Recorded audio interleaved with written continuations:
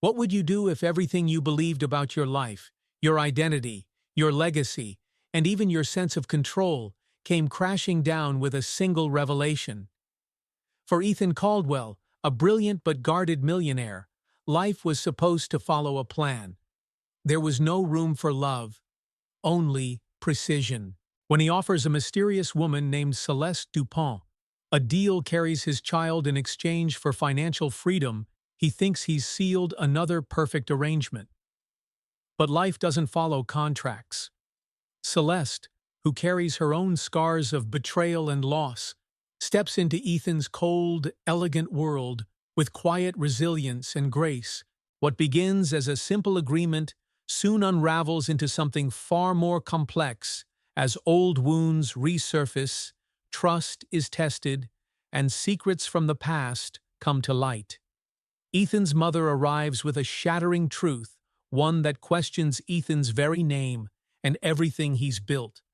As their emotions deepen, so does the danger of losing everything they've come to care about. Ethan is forced to confront not only the truth about his legacy, but the vulnerability that comes with love. And when Celeste's life and the lives of their unborn children hang in the balance, Ethan must decide. Will he cling to control or surrender to the one thing he's been running from all his life? The morning sun barely pierced through the thick New York fog as Ethan Caldwell sipped his espresso, the bitter taste lingering on his tongue. From the 50th floor of his corporate headquarters, he surveyed the bustling city below a world he had conquered with relentless ambition. But even amidst the glittering skyscrapers, he felt an emptiness that his success couldn't fill. At 44, he had everything a man could want: wealth, influence, and a name that made people either revere or fear him. Yet, there was no one to carry on his legacy.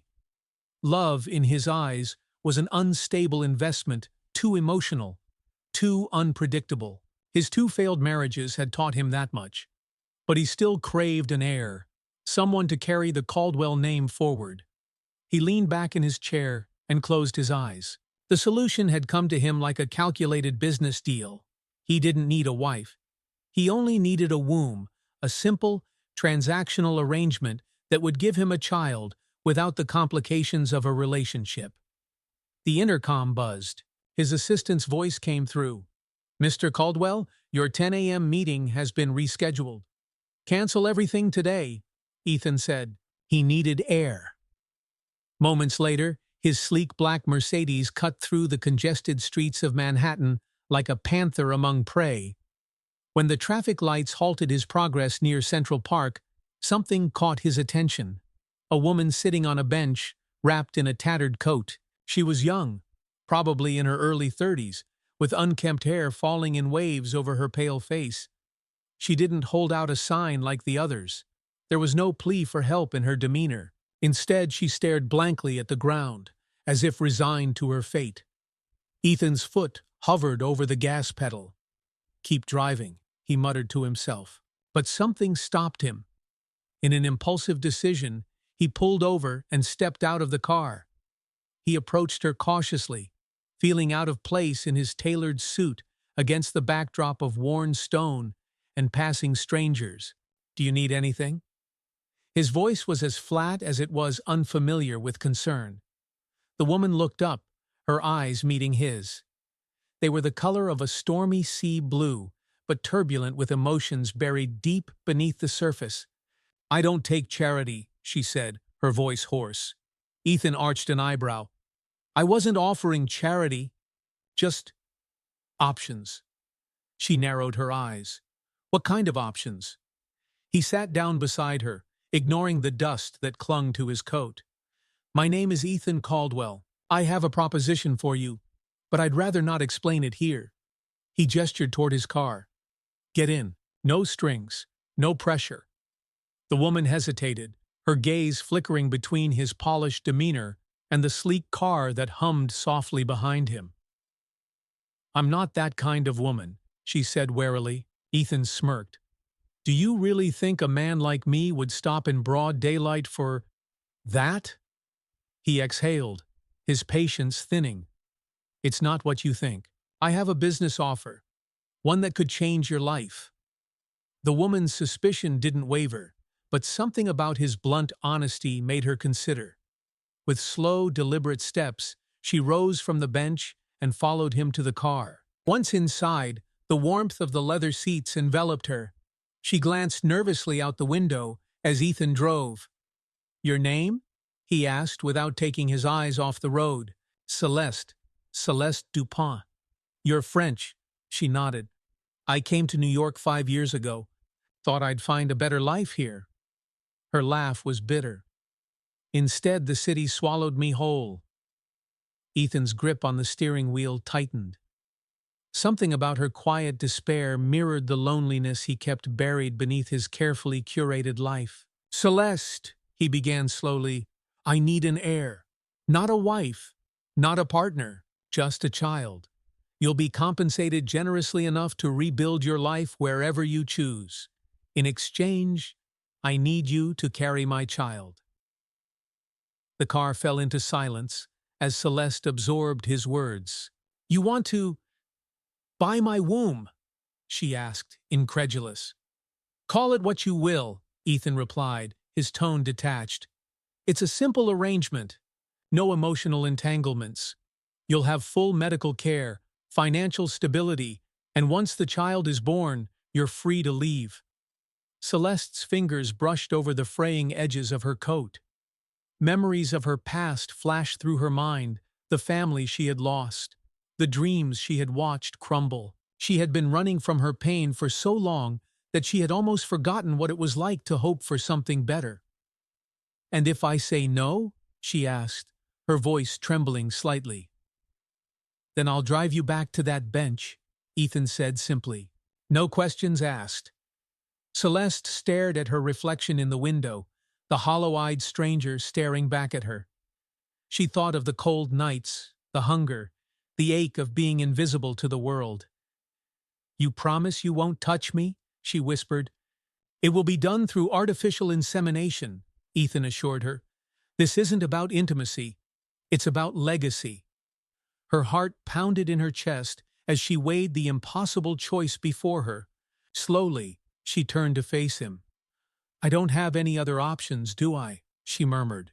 "You always have a choice," Ethan said, surprising himself with the gentleness in his voice. A long silence stretched between them before Celeste nodded. "I'll do it." Ethan exhaled a breath he hadn't realized he'd been holding. "Good." He pulled the car into the driveway of his mansion, an architectural fortress of steel and glass. Celeste's eyes widened as she took in the grand entrance and pristine marble steps. "This is where you live?" she asked, awestruck. "It's where I exist," Ethan corrected. As they stepped inside, the air felt cold and sterile, like a museum rather than a home. Ethan gestured toward the grand staircase. "There's a room prepared for you. You'll have everything you need."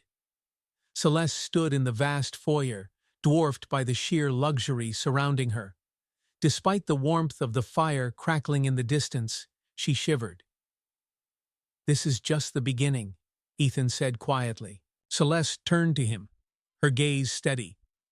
"I hope you're ready, Mr. Caldwell, because deals like these, they always come with a cost." Ethan met her eyes, an unsettling thought forming in his mind. What if she was right? The heavy double doors of Ethan Caldwell's mansion closed with a soft thud, echoing in the vast, empty foyer. Celeste Dupont took a slow, cautious step forward, the weight of her decision settling over her like a cold mist. Her fingers brushed the marble banister as she stared up at the winding staircase, the grandeur of the space almost suffocating. "This place is enormous," she murmured, more to herself than to Ethan. He stood behind her, his hands in his pockets, watching her reaction carefully. "It serves its purpose," he replied. "Comfort, security, silence." Celeste glanced back at him, her blue eyes searching his face. "Silence," she repeated softly. "That's what you call it when you're alone too long." Ethan's jaw tightened. He wasn't used to anyone seeing through his carefully constructed armor. Most people were distracted by the wealth, the pristine white walls, the chandeliers sparkling like diamonds, the rare art that adorned every corner. But not Celeste. She saw past the elegance and into the emptiness beneath.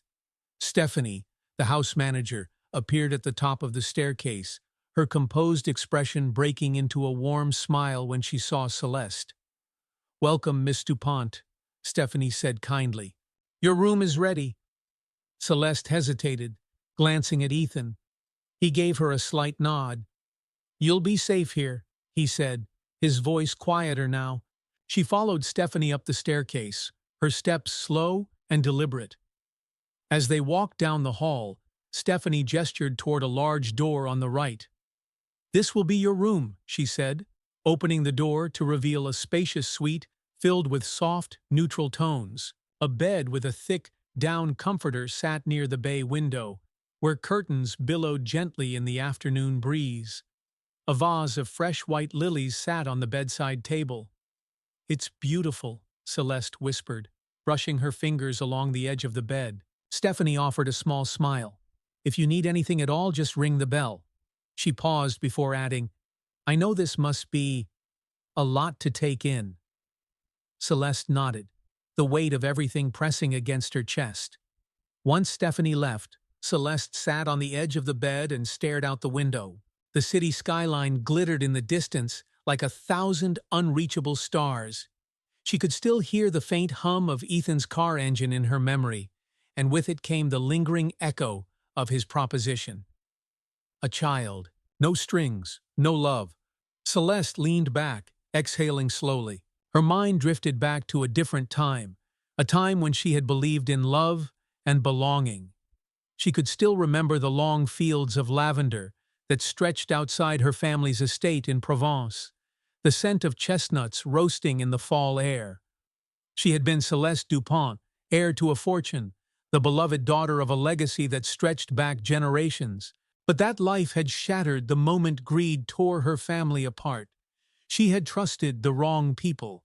Her cousin, Henri, had orchestrated a betrayal so devastating that it left her with nothing. The inheritance that should have been hers had been stolen away, and with it, her home. Celeste had fled to America, hoping to start over. But New York had not been kind to her. She wrapped her arms around herself as the memories twisted like knives in her chest. A soft knock at the door pulled her back to the present. "Come in," she called, sitting up straighter. The door opened, and Ethan stepped inside. He seemed more hesitant than before, as though unsure if he belonged in the same room as her. "I wanted to check on you," he said, his gaze flicking briefly around the room before settling on her. "Make sure everything is acceptable." Celeste studied him for a moment before nodding. "It's more than I expected." Ethan walked over to the window, standing just far enough to keep some distance between them. "Stephanie will handle the logistics appointments, consultations. Everything will be taken care of." "Efficient as always," Celeste remarked with a faint smile. His eyes flicked toward her, catching the slight humor in her voice. "I've built my life on efficiency," he admitted. "It's the only way I know how to stay in control." Celeste's smile faded as she leaned forward, resting her elbows on her knees. "Control isn't everything, Ethan." He tensed at the sound of his name, as though unused to hearing it spoken so freely. "You think I don't know that?" His voice was sharp, defensive. "I've been controlled by things beyond my reach my entire life." For a moment, the mask slipped, and Celeste saw something raw beneath it, an old wound, still unhealed. "What happened to you?" she asked softly. Ethan's eyes darkened as he looked out at the skyline. "There was someone," he said after a long pause. "A long time ago." Celeste waited, sensing that this was not something he shared lightly. "Her name was Lily," Ethan continued, his voice distant. "We were engaged, and then there was an accident." His jaw clenched. "She didn't make it." Celeste's breath caught in her throat. The room seemed to grow colder as the truth settled between them. I'm sorry, she whispered. Ethan shook his head, as if trying to dispel the memory. I don't need sympathy, Celeste. I need something I can control. That's why I don't do love. It only leads to chaos. Celeste stood and walked to the window, standing beside him. Love isn't always chaos, she said quietly. Sometimes it's the only thing that keeps us from falling apart. Ethan turned toward her, his gaze steady. Is that what you believe? She nodded. I do. For a long moment they stood there in silence, their reflections mirrored in the glass, two broken souls who had spent years building walls to protect themselves. Ethan exhaled slowly. The agreement stands, Celeste, but if you ever need more anything, you only have to ask. Celeste's heart twisted at the unspoken loneliness in his voice. I'll remember that, she said, her tone softer now. Ethan nodded once before stepping away. Get some rest. Tomorrow, we begin. As the door clicked shut behind him, Celeste sank back onto the bed. Her past whispered to her like a ghost, but for the first time in years, she wondered if there was still a way to reclaim her future. Her hand drifted instinctively to her stomach. Would this child be her redemption or her downfall? The morning sun streamed through the mansion's high windows, painting the marble floors with soft streaks of gold. The day had barely begun, yet Celeste was already wide awake. She had spent much of the night tossing and turning, haunted by fragmented dreams of France, the Dupont estate's lavender fields, the betrayal that had driven her away, and the distant face of Henri, the cousin who had taken everything from her. Her life in Provence felt like it belonged to someone else. Now, she stood on the edge of something new. The child she carried would connect her to a future she hadn't dared to imagine for years. Yet uncertainty clung to her heart like a shadow.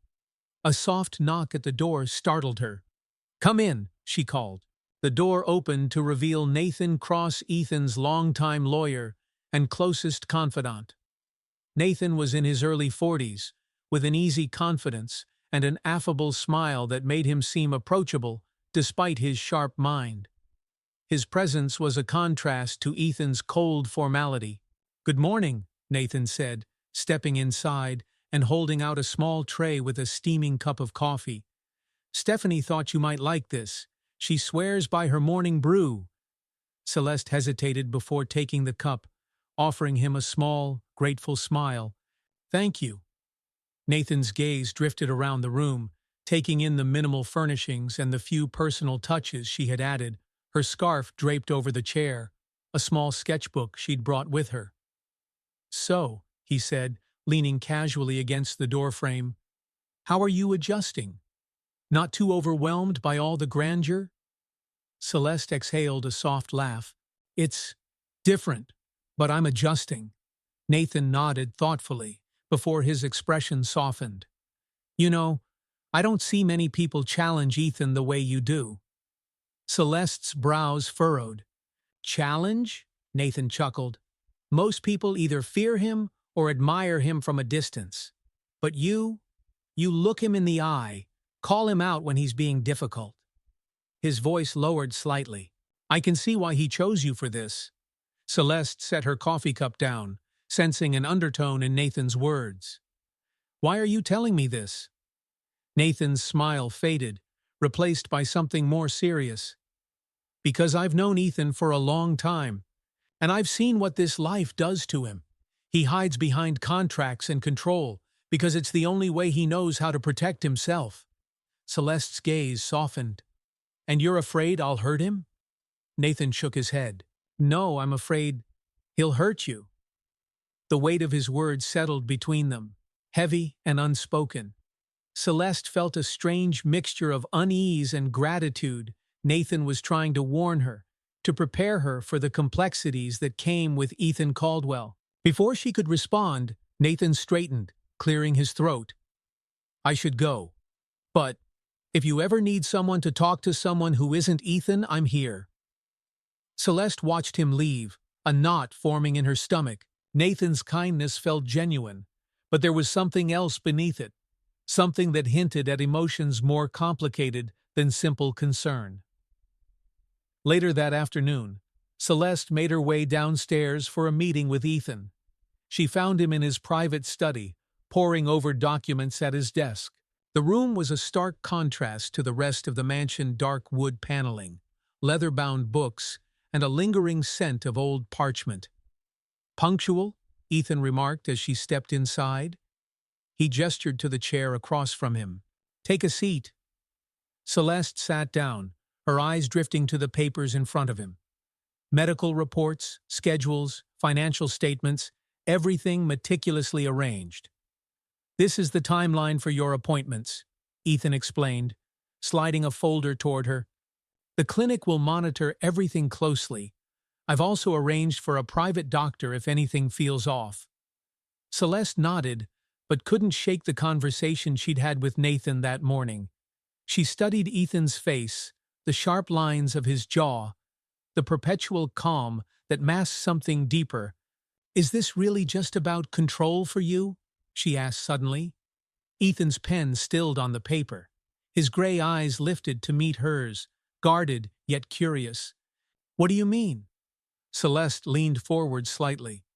"Nathan, he said you live your life behind walls because you're afraid of losing control." Ethan's expression hardened at the mention of Nathan. "Nathan talks too much," he muttered. "He's worried about you," Celeste pressed. "And honestly, so am I." Ethan exhaled slowly, leaning back in his chair. "Celeste, my life has been built on losses. I learned a long time ago that the only way to survive is to control the variables. Emotions are messy. People are unreliable." Celeste's heart ached at the weight behind his words. "Not everyone is like that," she said softly. "Some people care." Ethan looked away, his gaze fixed on the large bay window that overlooked the city skyline. For a moment, the silence was thick with unspoken truths. Then the door opened, and Nathan entered. His presence shifted the energy in the room immediately. "Apologies for interrupting," Nathan said smoothly. "I need you to sign off on this report, Ethan." He handed over a file, but his eyes flickered briefly toward Celeste. Ethan took the file without speaking, but the tension between the two men was palpable. Celeste watched them, feeling as though she had stepped into an invisible war, a battlefield of words unsaid and suspicions unspoken. Nathan cleared his throat. "By the way, Celeste," he said, his tone lighter, "Stephanie mentioned you like drawing. There's a wonderful art supply store downtown. If you'd like, I can take you sometime." Ethan's hand stilled mid-signature. His eyes narrowed as he set the pen down and looked up. "That won't be necessary," Ethan said coldly. "Celeste has everything she needs here." Nathan's smile didn't falter, but Celeste could see the tension in his shoulders.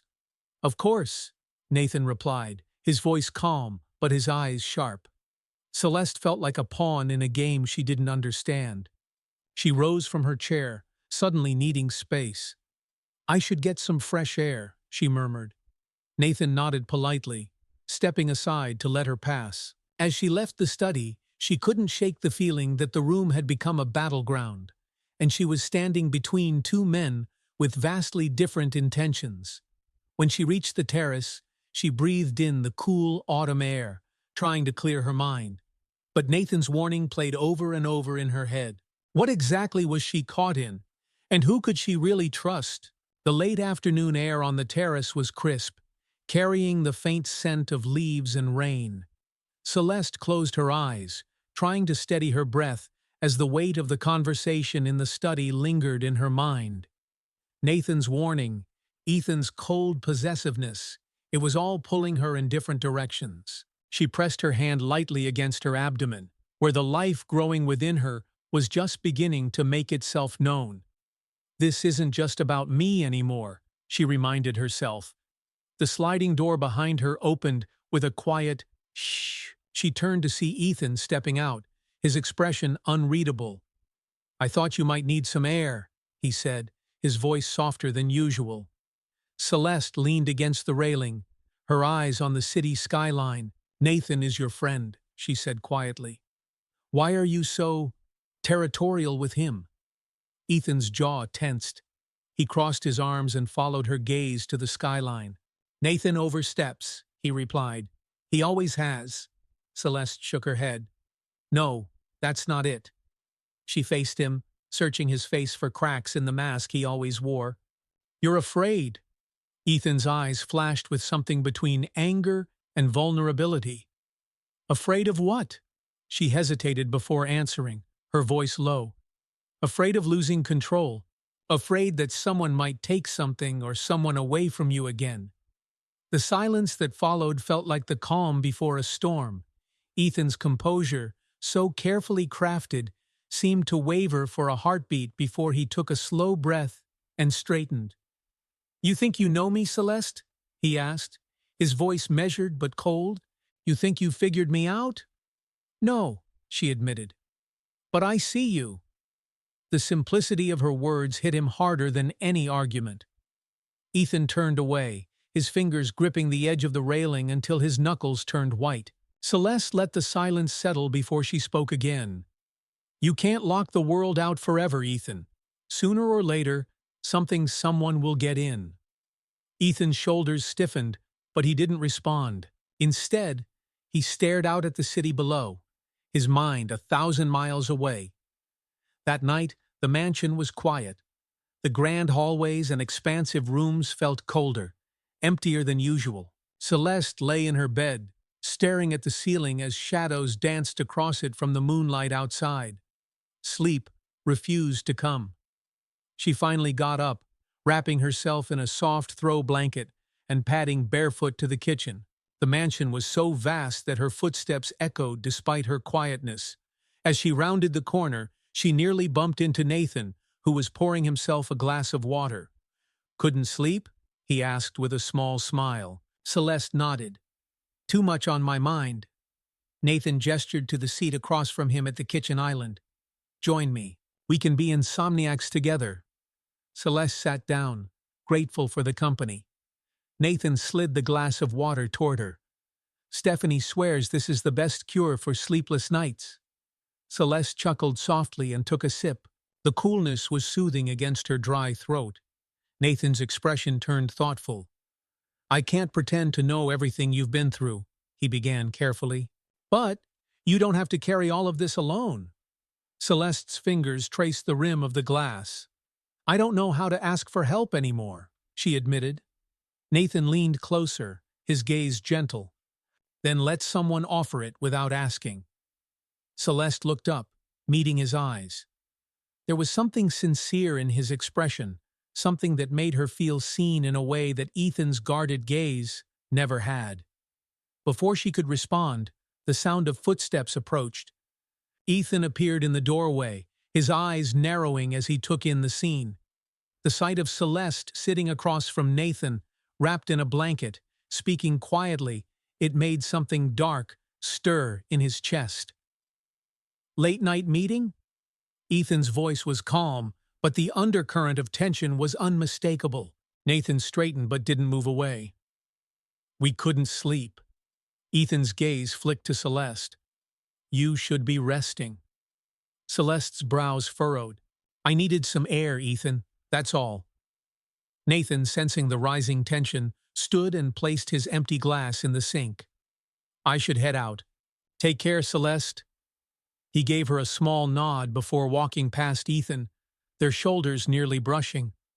The room fell into an icy silence once they were alone. Ethan crossed his arms, his posture rigid. "What was that?" Celeste sighed, setting the glass down with a soft clink. "That was two people trying to find some peace in the middle of all this chaos." His jaw tightened. "Nathan isn't part of this. He doesn't belong." "Does anyone?" Celeste cut in, her frustration bubbling to the surface. She stood, her eyes fierce as they locked onto his. "Does anyone belong in your world, Ethan? Or is everyone just another variable to control?" The question hung between them, sharp and unrelenting. Ethan's defenses faltered for a moment before he spoke, his voice low but firm. "I thought bringing you here would make everything simpler, but nothing about this feels simple anymore." Celeste's expression softened as she stepped closer. "Because it isn't," she whispered. "Life isn't something you can control with contracts and timelines." She hesitated before adding, "And neither am I." For the first time, Ethan looked truly lost. His entire life had been built on structure and precision. Yet here was this woman, this force of quiet resilience tearing down the walls he had spent years building. "You're right," he admitted, his voice barely above a whisper. "I don't know how to do this." Celeste reached out and placed a hand over his. The touch was light, but it sent a shiver through him. "Then stop trying to control it," she said. "Just let it be." Ethan looked down at their joined hands, something unnameable flickering in his eyes. But before he could say more, the sharp ring of his phone cut through the quiet. He pulled it from his pocket, frowning as he read the caller ID. His expression darkened as he answered. "Caldwell." Celeste watched as his face went from tense to stone cold. "I see," he muttered, his tone devoid of emotion.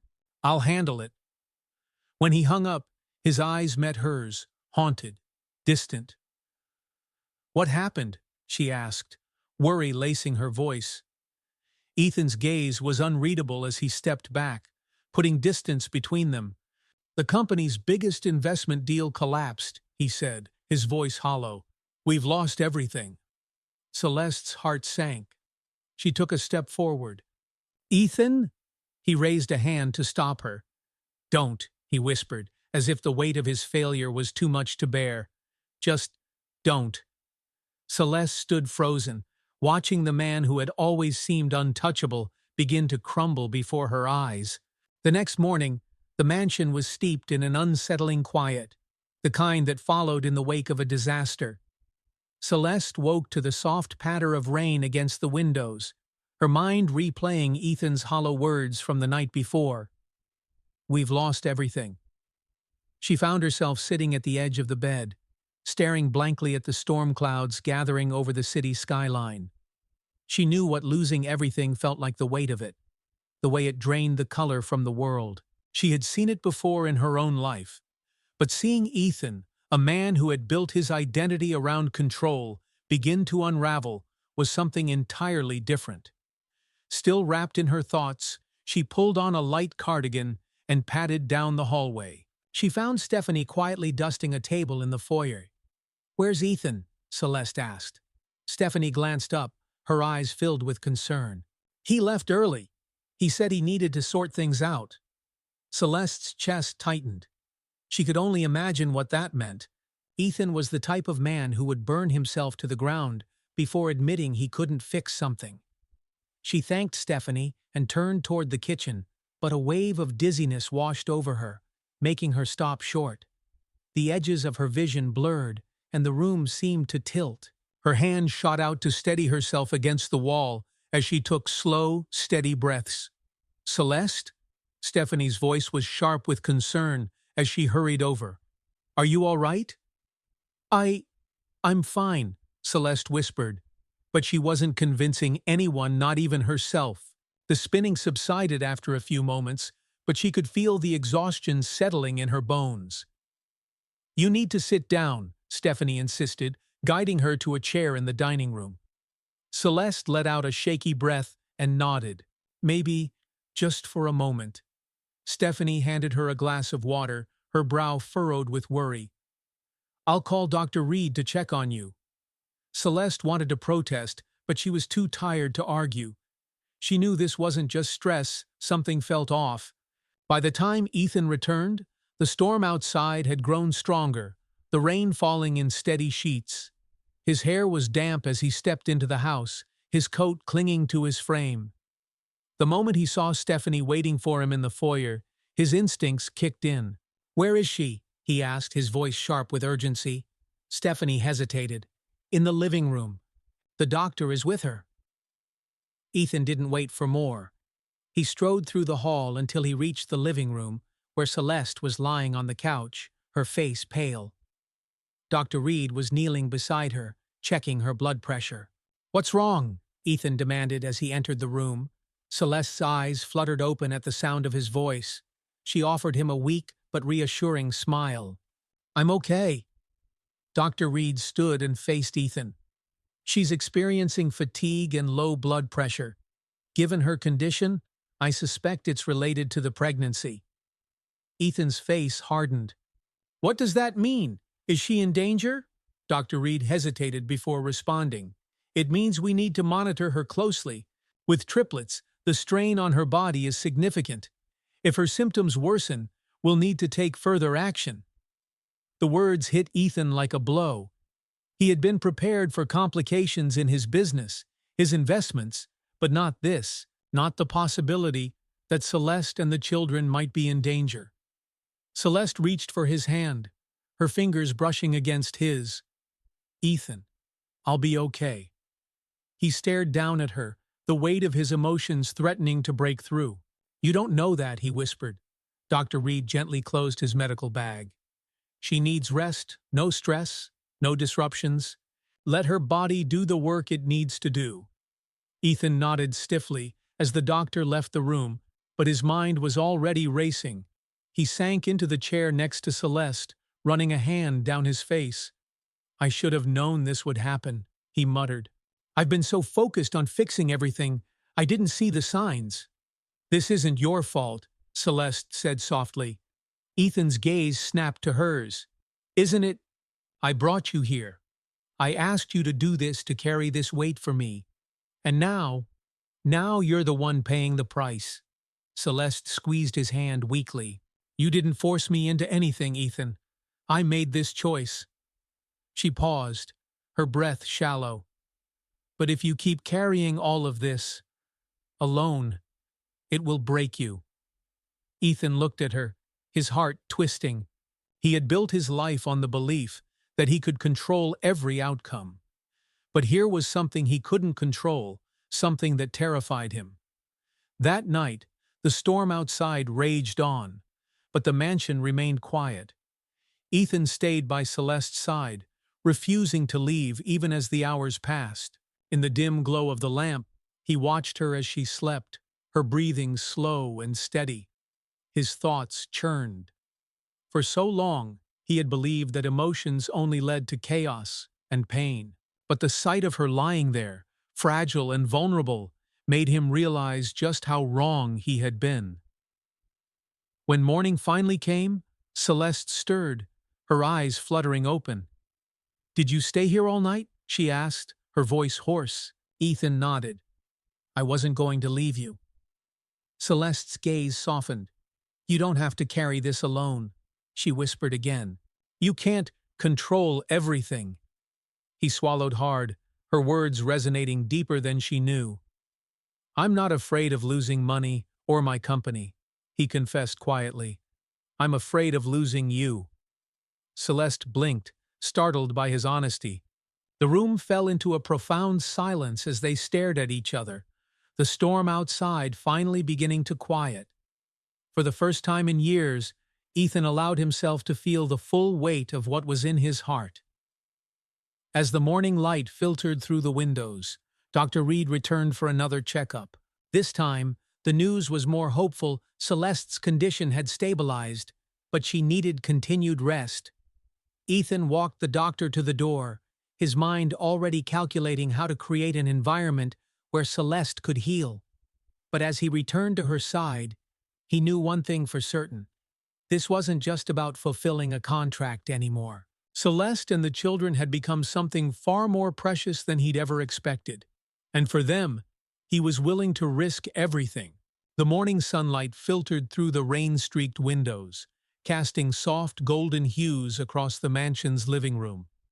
Celeste rested on the couch, her color slowly returning after the frightening episode from the day before. Ethan sat beside her, his fingers laced tightly together, tension radiating from every inch of his frame. "Breakfast is ready," Stephanie announced gently from the doorway. Ethan shook his head. "I'm fine." Celeste reached out and lightly placed her hand over his. Ethan, you need to eat. Her voice, though soft, carried the weight of someone who understood exhaustion all too well. Ethan hesitated before finally nodding. "I'll be right back," he muttered. As he rose and walked toward the dining room, Stephanie gave him a supportive but worried glance. Celeste smiled weakly at Stephanie, grateful for her quiet kindness. Ethan entered the dining room, expecting the usual calm solitude that accompanied his meals. Instead, he froze at the sight of an unexpected figure seated at the head of the table, a tall, elegant woman with silver-streaked hair and eyes as sharp as his own.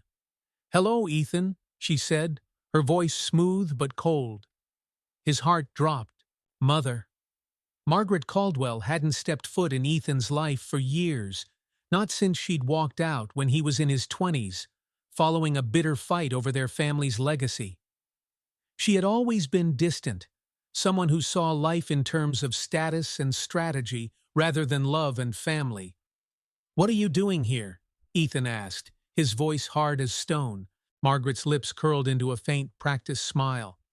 "I heard about your, situation." She paused meaningfully. "And I came to tell you the truth." Ethan felt a sharp sting of annoyance. "I'm not interested in whatever excuse you've come to deliver." Her expression didn't falter.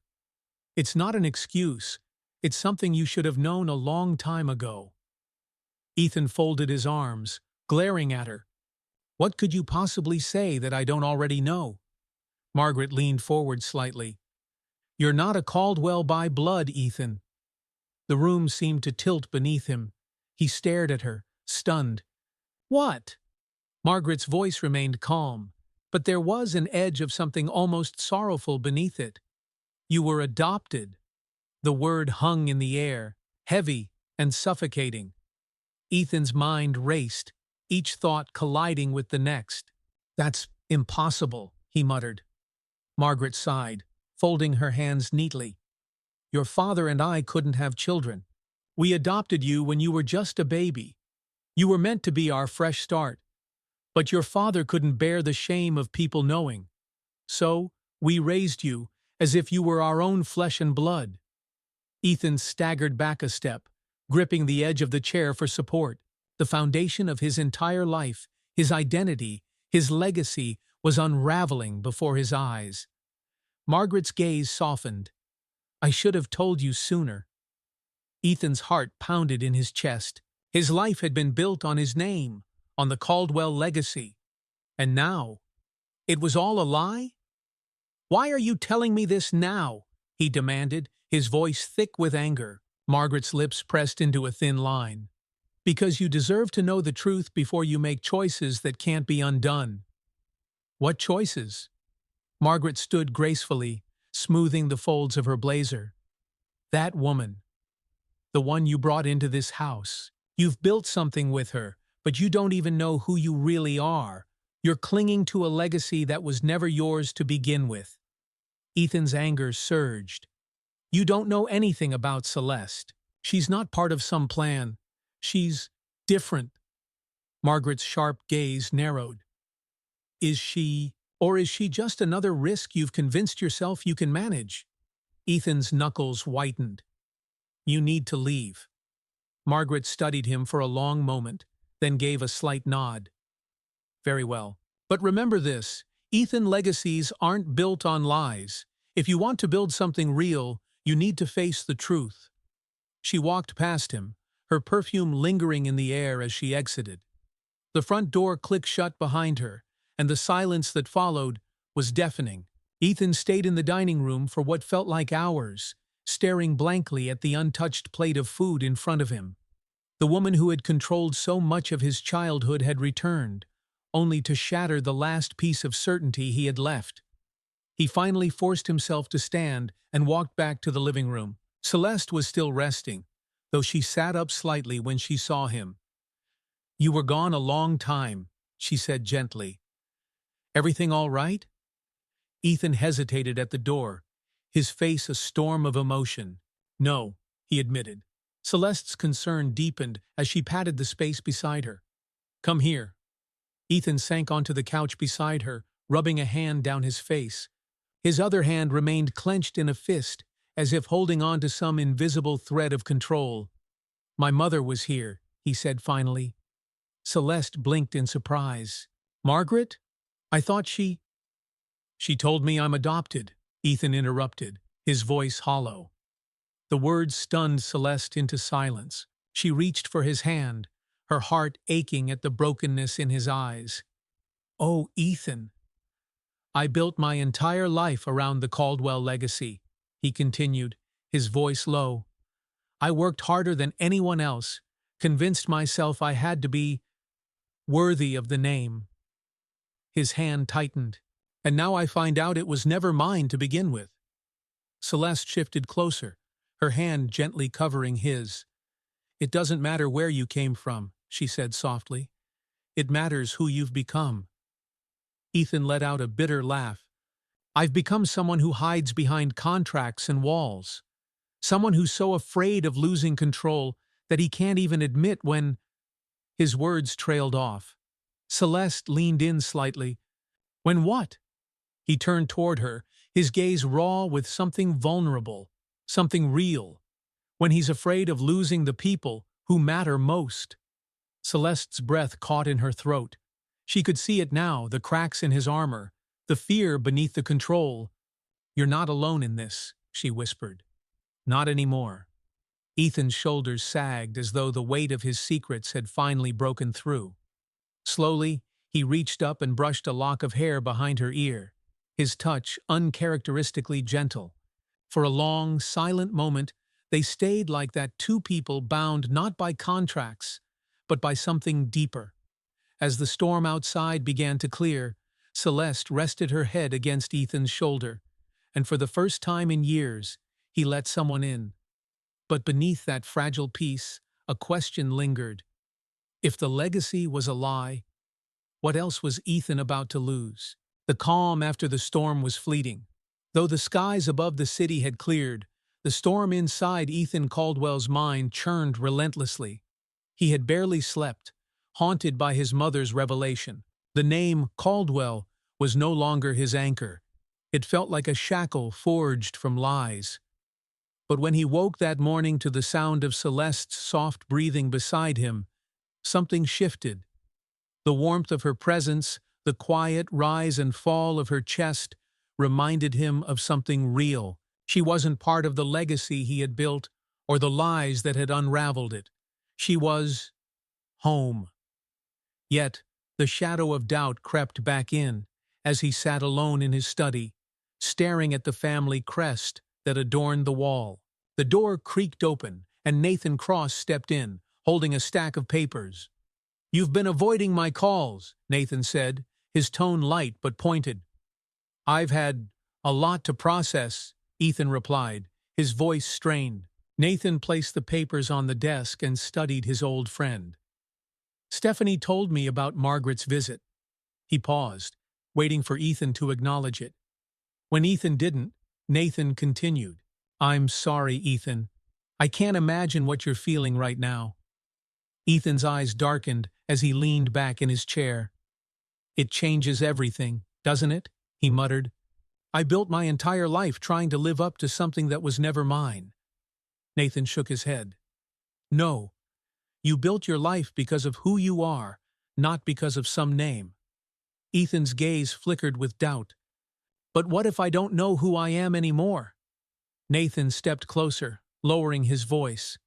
"Then start figuring it out. But don't push away the people who care about you." He hesitated, then added, "Especially Celeste." At the mention of her name, Ethan's defenses began to crack again. Nathan caught the change in his expression and took a slow breath. "You know, if you let her go, someone else will catch her," Nathan said, his words deliberate. Ethan's eyes snapped toward Nathan, narrowing. "What is that supposed to mean?" Nathan held his gaze, refusing to back down. "It means she deserves someone who will choose her not out of guilt, not out of obligation, but out of love." Ethan clenched his fists as Nathan's words hit their mark. The truth was something Ethan had long feared, If he continued down this path of isolation and fear, he might lose Celeste. Nathan leaned forward, his voice quiet but steady. If you're not careful, Ethan, someone else might give her what she's been waiting for. The unspoken message was clear, and it stung more than any financial loss Ethan had ever endured. He watched as Nathan gathered the remaining papers and left the study, the door clicking shut behind him. Later that evening, Celeste sat in the nursery, folding soft baby clothes that had arrived earlier that day. The sight of the tiny onesies and blankets filled her with a bittersweet ache. She knew the terms of their arrangement after the birth. She was meant to leave. But leaving the triplets, leaving this fragile, complicated life she had begun to build, the thought tore at her heart. The door opened quietly, and Ethan stepped in. He watched her from the doorway, his face shadowed by indecision. Celeste looked up, surprised. "Ethan?" He stepped forward, his movements slow and deliberate. "I've been thinking about everything." Celeste set the folded clothes aside and turned to face him fully. "And?" He hesitated, his gray eyes clouded with emotion. "The contract, the deal we made, it doesn't matter anymore." His voice softened. "You matter." Celeste's breath caught in her throat. "I'm done pretending that I don't care," he continued. "I do. More than I ever thought possible." Tears welled in Celeste's eyes as she stood. "Ethan—" But he shook his head, stepping closer. "Please, let me finish." His voice broke slightly. "I've lived my whole life chasing control because I thought it would protect me. But it didn't. It just left me empty." He reached for her hands, holding them tightly. "You made me realize what I've been missing, and it terrifies me." Celeste's heart pounded in her chest as she met his gaze. "What terrifies you?" "Losing you," Ethan whispered. Celeste let out a soft, trembling breath as she reached up and gently cupped his face. "Then don't." For a long moment, the weight of their unspoken feelings filled the room. But just as their hearts began to align, a voice called out from the hallway. "Mr. Caldwell," Stephanie's voice rang out, urgent. "It's Nathan. Something's happened." Ethan's heart dropped. He turned toward the door, tension tightening his chest. They rushed down the hallway and found Stephanie standing near the front entrance, her face pale. "What happened?" Ethan demanded. Stephanie's voice shook. "There was an accident. Nathan was hit by a car on his way home." Celeste gasped, her hand covering her mouth. Ethan's mind spun. "Is he—" Stephanie's eyes glistened with tears. "He's alive, but it's serious. They've taken him to St. Vincent's." Ethan stood frozen, grappling with the weight of the news. Despite the tension between them, Nathan had been more than just a friend, he'd been a brother. Celeste gently placed a hand on Ethan's arm. "We need to go," she said softly. Ethan nodded, swallowing hard. "Let's go." The hospital's sterile halls buzzed with quiet urgency as Ethan and Celeste arrived. The air was thick with antiseptic and dread. A nurse directed them to Nathan's room, where they found him hooked up to machines, his face pale and bruised, but conscious. Nathan's eyes flickered open as they entered. A faint smile tugged at the corner of his lips. "You came," he rasped. Ethan moved to his side, guilt tightening his chest. "Of course I did." Nathan's voice was weak, but steady. "I wasn't sure after what I said." Ethan shook his head. "Nathan, none of that matters." His voice cracked. "I'm sorry." Nathan's gaze softened. "Don't be—" "You needed to hear it." He coughed slightly, wincing in pain. "But listen to me. Don't wait too long to figure out what you really want." Celeste watched the exchange, her heart aching at the bond between the two men strained yet unbreakable. Ethan took a deep breath, his emotions raw. "You're going to be okay," he said firmly. Nathan's eyes closed briefly. "Make sure you are too." As the machines beeped steadily in the background, Ethan felt the full weight of the choices before him, the legacy, the lies, and the love that had begun to reshape his life. For the first time, he understood. Survival wasn't about control. It was about connection. The drive back from the hospital was quiet, filled with the hum of the car engine and the faint patter of rain on the windshield. Celeste sat in the passenger seat, glancing over at Ethan. His face was tense, his knuckles white as they gripped the steering wheel. She knew he was replaying every word Nathan had said, words that cut through his fear and forced him to confront his deepest truth. "You're not responsible for what happened to him," Celeste said softly, breaking the silence. Ethan's jaw tightened. "I was too stubborn to listen. And now," he exhaled sharply, "I should have made things right sooner." Celeste reached for his hand, her fingers brushing lightly against his.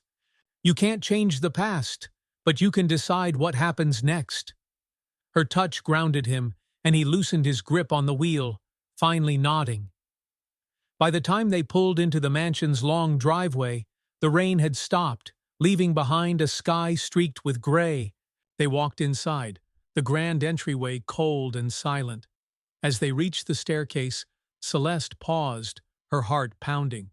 "Ethan," she said carefully, "we need to talk about the contract." Ethan froze, halfway up the stairs. The weight of her words was heavier than any storm. Slowly he turned, his eyes meeting hers. "I don't want to be bound by it anymore," she continued, her voice trembling with emotion. "I want this to be real, not because of some agreement, but because of us." The walls Ethan had spent years building began to crumble. He descended the stairs until he stood in front of her, his gaze steady, but filled with something raw and unguarded. "You're right," he said, his voice low. "It's time to end this." Celeste's heart skipped a beat as he reached into his coat pocket and pulled out a familiar envelope, the contract that had defined their arrangement from the beginning. Slowly, deliberately, he tore it in half. The soft rip of the paper echoed through the hall, followed by another until the contract was in pieces, fluttering to the floor like fallen leaves. Celeste stared at the fragments, her breath catching. She had thought this moment would feel like freedom. Instead, it felt like the beginning of something much more terrifying, because now there were no more barriers, no more safety nets. "It's over," Ethan whispered. "No more deals, no more clauses." He took a step closer, his voice thick with emotion. "But I need to know, are you staying? Not because of them, not because of me, but because it's what you want." Celeste's eyes filled with tears. She felt the weight of his vulnerability, his unspoken fear that she would walk away now that she had the choice. She reached up and gently rested her hands on his face, her thumbs brushing against his cheekbones. "I'm staying," she whispered, "because I want to, because I love you." The words hung in the air between them, soft but powerful. Ethan's eyes widened, as though he couldn't quite believe what he'd heard. "You," his voice cracked. Celeste nodded, a tear slipping down her cheek. "I love you, Ethan." Ethan closed his eyes, overwhelmed. When he opened them again, they shimmered with an emotion he had long kept buried. Slowly, he leaned forward, his forehead resting gently against hers. "I've been afraid for so long," he murmured. "Afraid to let myself believe in this." "You don't have to be afraid anymore," Celeste whispered. Their lips met in a kiss that was deep and unhurried, a quiet surrender to everything they had been fighting. The mansion, once cold and cavernous, now felt like it had come alive, filled with something warm and real. When they finally pulled apart, Ethan let out a breathless laugh. "I didn't expect to fall in love with you." Celeste smiled through her tears. "Neither did I." They stood there for a long moment, holding each other as the world outside seemed to slow. The next few days passed in a quiet but profound shift. Ethan's focus had changed, No longer consumed by the need to control every aspect of his life, he allowed himself to simply be present. Stephanie noticed the change almost immediately. She caught Celeste one morning in the kitchen and smiled knowingly. "You've done something to him," she said, handing Celeste a cup of tea. Celeste chuckled. "I think he's finally let himself feel."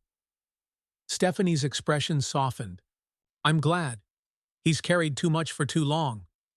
Celeste nodded, sipping the tea and feeling a rare sense of peace. But just as they had begun to settle into this new normal, the past came knocking again. It was late afternoon when a black car pulled up outside the mansion. Ethan, who had been reviewing plans for the nursery, glanced out the window and frowned. He made his way to the front door just as it opened, revealing an older man in a tailored suit, Leonard Hastings, Margaret Caldwell's personal attorney. Leonard's face was impassive as he stepped inside. "Mr. Caldwell, I need a moment of your time." Ethan's heart sank. He knew that look. It was the prelude to trouble. "Make it quick," Ethan said, crossing his arms. Leonard handed him a sealed envelope. "This is from your mother." Ethan stared at the envelope as if it were a coiled snake. He hesitated before opening it, his pulse quickening as he scanned the letter. His face hardened with each word. Celeste appeared at the end of the hall, her concern deepening as she saw his expression. "Ethan, what is it?" He lowered the letter, his knuckles whitening. "She's contesting my claim to the estate. She's filed a formal petition to take everything." Celeste's eyes widened. "What? But why now?" Ethan exhaled shakily. "Because she can. Because she knows the truth about my adoption makes my position vulnerable." He handed Celeste the letter, his voice thick with anger. "She's trying to take away everything I've ever built." Celeste read the words, disbelief filling her chest. She looked up at Ethan, her heart breaking at the frustration in his eyes. "We'll fight this," she said firmly. "We won't let her take what's yours." Ethan shook his head, the weight of the letter pressing down on him like a stone. "What's mine?" He laughed bitterly. "She's making me question whether any of it was ever mine to begin with." Celeste took his hand, her gaze steady. "This isn't about the name Caldwell. It's about who you've become. And that's something no one, not even Margaret, can take from you."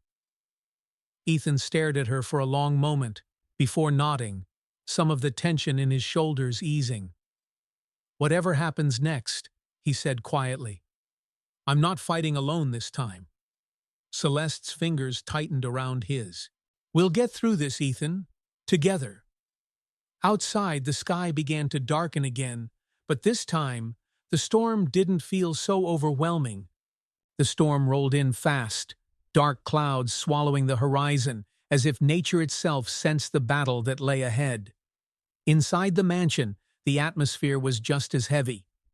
Ethan paced in his study, the letter from his mother clenched in his hand like a curse. His mind raced, calculating his next move, but every strategy felt like another link in the chain his mother had fastened around him.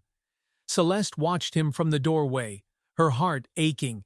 She had seen him face financial disasters and personal loss with a cold, calculated calm. But this was different. This was personal. "Ethan," she called softly. He paused mid-step and looked at her, his storm-gray eyes filled with an emotion that seemed foreign to him. Helplessness. "She can't take what you've built," Celeste said as she stepped into the room. "You've worked too hard for this." Ethan's jaw tightened. "She doesn't care about the company or the estate," he muttered. "She cares about control. And she thinks that now that the truth is out, she can break me." Celeste reached for his hand. "But she won't. Not if we stand together." Ethan stared at their joined hands for a long moment, then exhaled slowly. "I don't even know who I'm fighting for anymore," he admitted. "For so long, I thought it was about legacy, but now—" He looked at her, his voice softening. "It's about you. And them." His gaze drifted to her stomach, where their children, his future, grew with each passing day. A soft knock at the door interrupted the moment. Stephanie poked her head in, her face lined with concern. "Ethan, the lawyers have arrived." Ethan straightened, his expression hardening. "Send them in." Celeste gave his hand a reassuring squeeze before stepping aside. Two men in dark suits entered, their briefcases clutched tightly as though they were shields in a coming war. One of the men, an older gentleman named Gregory Pierce, set down a thick stack of papers. "We've reviewed your mother's claim," he began carefully. "She's contesting your right to the estate based on the revelation of your adoption." Ethan folded his arms. "And?" Pierce hesitated. "Her argument holds weight. The original Caldwell will doesn't specify provisions for adopted heirs, which means her petition may have legal standing." Celeste's heart sank. She saw the flicker of doubt cross Ethan's face, the fear of losing everything he had sacrificed for. "There's more," Pierce added grimly. "If she wins, you could be forced to liquidate assets, including the mansion." Ethan's fists clenched. "So, what do you suggest? That I just hand her everything?" Pierce shook his head. "No. There's a way to fight this, but it will require making some uncomfortable truths public." Ethan's eyes darkened. "You mean my adoption?" Pierce nodded. "Yes. You'd have to testify, tell the court how you were raised, and explain why the legacy belongs to you regardless of blood." The room fell silent. Ethan hated the thought of airing his pain in a courtroom, turning his life into a spectacle for people to pick apart. "Ethan," Celeste said softly, stepping forward, "this isn't just about the company. It's about your story, your truth. If you don't tell it, your mother wins without even lifting a finger." Her words cut through his doubt like a beacon of light. Gregory cleared his throat. "There's one more thing." Ethan raised an eyebrow. "What now?" Pierce exchanged a glance with his associate before continuing. "Your mother's case hinges on proving that you have no legitimate heir. If you can establish a family show stability, a future you strengthen your position." Ethan blinked. "What are you saying?" Pierce's gaze flicked toward Celeste meaningfully. "A marriage, a formal family structure would shift the narrative entirely." Celeste felt the air leave her lungs. The word marriage echoed in her mind like a drumbeat. Ethan's expression tightened. "We don't need a marriage to prove anything," he snapped. Pierce's face remained calm. "No, you don't. But it would make your case stronger." The room fell silent again. Ethan's gaze flickered toward Celeste, who was staring at the floor, her mind swirling with emotions she wasn't sure how to process. She loved him, she knew that, but she didn't want to be a pawn in some courtroom strategy. Pierce began gathering his papers. "Think it over. We'll prepare for the next step regardless." Ethan nodded stiffly. As the lawyers left, the tension in the room felt suffocating. "I'm sorry," Ethan muttered, breaking the silence. Celeste looked up, confused. "For what?" "For all of this," he said, gesturing to the papers, the mansion, their situation. "This wasn't supposed to happen. I brought you into my life because I thought I could keep things simple. But I've only made it more complicated." Celeste stepped closer, her gaze steady.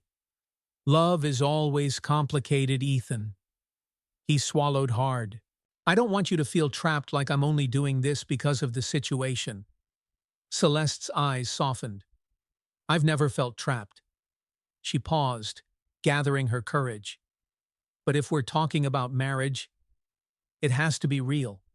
Not because of some court case or inheritance, because it's what we want."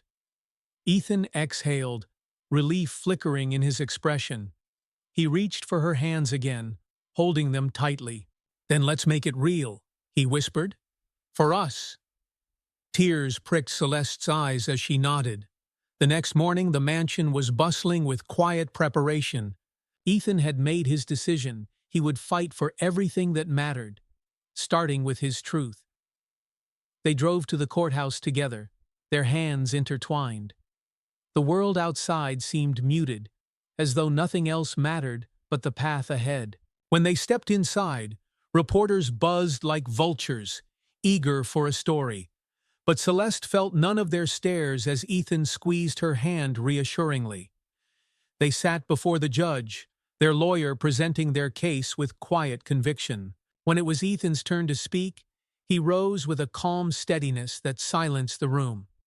"For most of my life, I thought legacy was something you inherited through blood," he began.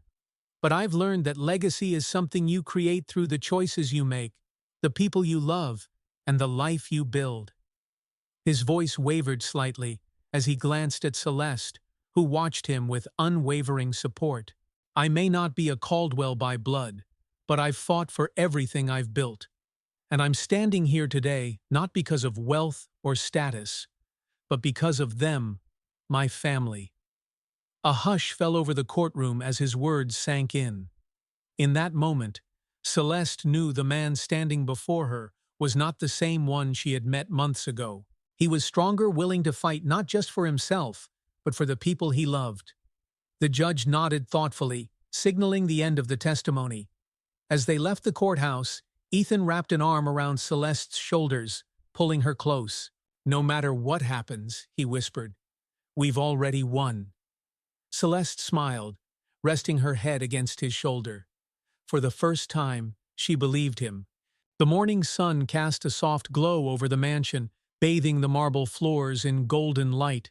The courtroom battle was behind them, but its echoes still lingered. For days, Ethan and Celeste had waited for the judge's ruling. The uncertainty had weighed on them like a heavy cloud, but they faced it together, unshaken. On this day, however, something felt different. There was a quiet stillness in the air, as if the world itself was holding its breath. Ethan stood in front of the large windows in the living room, staring out at the city skyline. His reflection stared back at him, a man who had once lived for power and control, but had found something infinitely more valuable. He had fought for his truth, for his future, and for the woman who had become his heart. Behind him, the soft sound of footsteps pulled him from his thoughts. He turned to see Celeste standing in the doorway, wrapped in a pale blue dress that hugged her gently rounded stomach. Her face lit up with a soft smile. "Stephanie just brought the mail." Ethan felt his pulse quicken. "The ruling?" Celeste held up a thick envelope, the court seal stamped on the front. She crossed the room and handed it to him, their fingers brushing in a quiet moment of shared anticipation. Ethan stared at the envelope for a moment, then exhaled slowly and broke the seal. The paper inside felt heavier than it should. He unfolded it carefully and began reading, his eyes scanning each line with measured focus. Celeste watched him closely, searching his face for any sign of what the letter said. After a long silence, he finally looked up, and a slow, relieved smile spread across his face. "We won," he whispered. Celeste let out a soft gasp, her hands flying to her mouth. "Oh, Ethan!" He pulled her into his arms, holding her tightly, as the weight of their victory washed over them.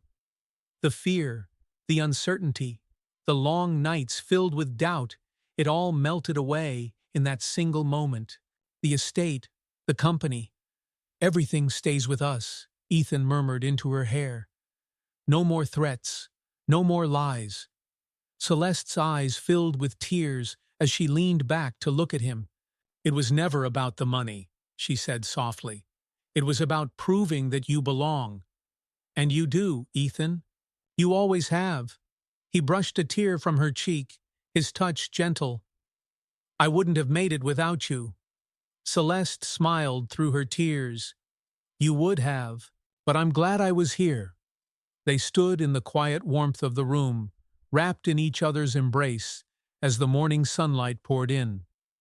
Later that day, Ethan took Celeste to the garden terrace overlooking the city, a quiet, secluded spot where the hum of the world below felt distant.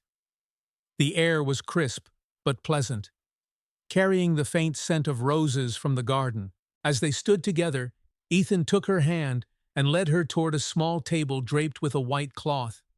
Celeste's brows furrowed in curiosity until she noticed a small velvet box resting in the center. Her breath caught as Ethan turned to her, his gaze steady but filled with emotion. "Celeste," he began, his voice low but unwavering, "I've spent most of my life chasing things that I thought would make me whole, but none of it ever mattered, not until you." Her heart pounded as he reached for the box and opened it, revealing a delicate diamond ring that shimmered in the sunlight. "I love you," Ethan continued, his voice thick with emotion. "Not because of the life we've built or the children we're bringing into this world, but because you've shown me who I really am." Tears brimmed in Celeste's eyes as he dropped to one knee. "Will you marry me? Not for the contracts or the courts, but for us?" Celeste laughed softly through her tears, her whole body trembling with joy. "Yes," she whispered. "1,000 times yes." Ethan stood, slipping the ring onto her finger before pulling her into a deep, tender kiss. The world seemed to fall away around them, leaving only the quiet rhythm of their hearts. The weeks that followed were filled with preparations not for an elaborate wedding, but for something intimate and meaningful. They exchanged vows in the garden, surrounded by only a few close friends and staff, with the late afternoon sun casting a warm, golden glow over everything. Celeste wore a simple, flowing dress, her hair pinned back in soft curls. Ethan stood by her side in a tailored navy suit, his eyes never leaving her as they spoke their promises. "I vow to choose you every day," Ethan said, his voice steady but filled with emotion. "To face every storm, every doubt, and every joy. With you." Celeste's eyes shimmered as she placed her hands over his. "I vow to love you as you are," she whispered. "Not for what you've built or what you've lost, but for the man you've become." As their rings slid into place, applause broke out among their small circle of loved ones. Ethan and Celeste laughed through their tears as they kissed, sealing the promises they had made. Months later, the mansion was no longer cold and silent. It was filled with laughter, warmth, and the soft cries of their newborn triplets, 2 boys and a girl. Ethan stood in the nursery, cradling their daughter as she cooed softly in his arms. He marveled at her tiny fingers, her soft breaths, and the way her presence filled the room with an indescribable sense of wonder. Celeste appeared in the doorway, holding one of their sons while Stephanie gently rocked the other nearby. "They're perfect," Ethan murmured, his voice barely above a whisper. Celeste smiled as she stepped beside him, resting her head on his shoulder. "They are," she agreed. Ethan's gaze softened as he looked at her. "I used to think legacy was about power and wealth, but this—" He glanced down at the sleeping baby in his arms. "This is what matters. You, them, us." Celeste reached up and kissed his cheek. "We made it." Ethan smiled, feeling a peace he hadn't known was possible. The weight of the past was gone, replaced by something far more profound, a future built on love, trust, and hope. The mansion, once a fortress, was now a home, and as the sun dipped below the horizon, painting the sky in hues of pink and gold, Ethan knew that this was the life he had been searching for all along. The soft glow of the setting sun bathed the mansion in golden light as the sounds of laughter and warmth filled the air. Ethan and Celeste sat together on the terrace, watching their triplets sleep peacefully in their cribs nearby. Their hands intertwined, their hearts full. This wasn't the life either of them had planned. It was something far greater than what they ever imagined. They had fought through pain, loss, and uncertainty, but in the end, they found something real: family, love, and a future worth fighting for. Celeste leaned her head on Ethan's shoulder, her voice barely above a whisper. "We've built something beautiful." Ethan smiled and kissed the top of her head. "Together," he replied. As the sky above them turned to twilight, their story was just beginning, a story not of contracts or control, but of resilience, love, and hope. If this story touched your heart and reminded you of the power of love and second chances, don't forget to leave a like and share your thoughts in the comments. We love hearing from you. Make sure to subscribe to our channel and turn on notifications so you never miss another heartfelt story. Together, we create a space where meaningful stories thrive. Thank you for being a part of our journey. There's so much more to come. Subscribe now and stay tuned for the next chapter of inspiration and hope. See you in the next story.